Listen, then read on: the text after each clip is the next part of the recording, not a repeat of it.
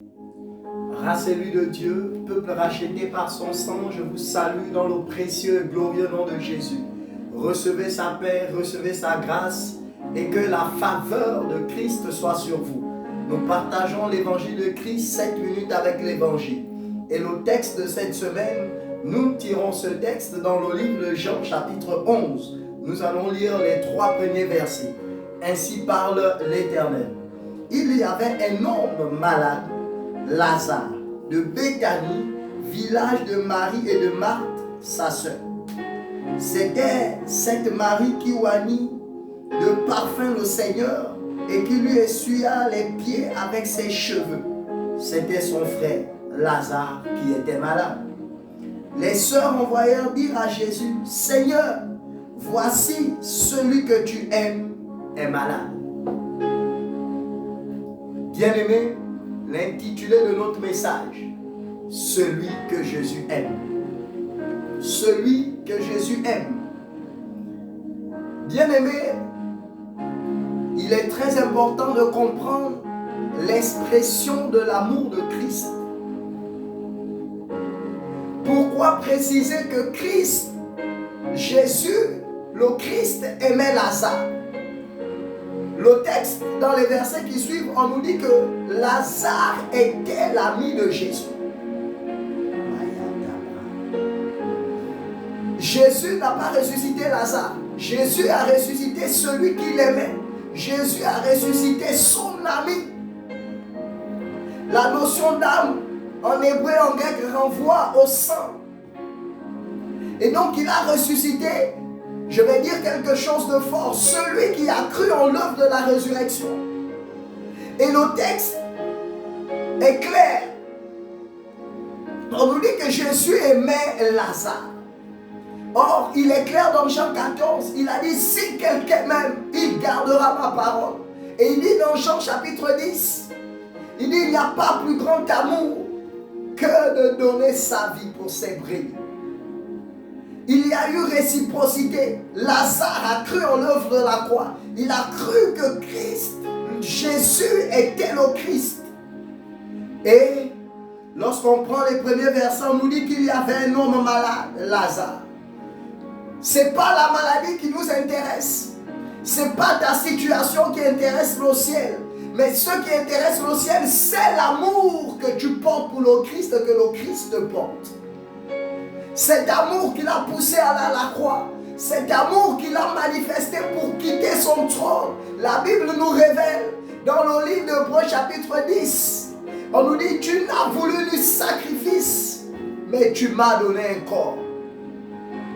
Le corps qui était l'expression de son amour. Philippiens 2 de dire, tu n'as pas vu ton égalité avec le Père. Mais tu t'es humilié, tu as été obéissant jusqu'à la mort de la croix. Pourquoi cette humiliation? Pourquoi cette obéissance? Oh, réponse forte, excellente de l'amour qu'il a pour toi. Et là, la maladie de Lazare n'est pas importante, mais c'est l'amour de Christ qui est important. Ta situation n'est pas importante, mais je veux que tu regardes à l'amour de Christ et à l'œuvre de la croix ce jour. Et on nous dit qu'il était à Béthanie. Béthanie veut dire en français la maison du pauvre. Oh, je peux entendre retentir dans mon oreille la voix de Salomon dans le psaume 72. Il dit, il aura pitié du misérable et il sauvera les enfants du pauvre.